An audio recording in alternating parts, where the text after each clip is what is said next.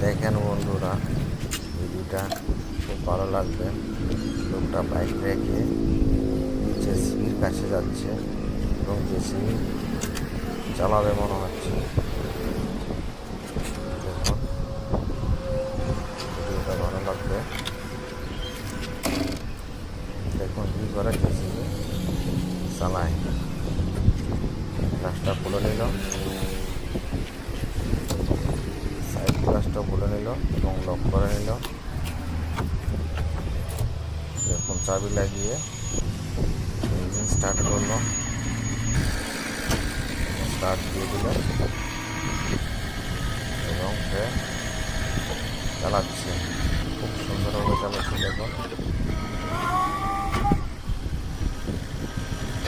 কীভাবে কী করে।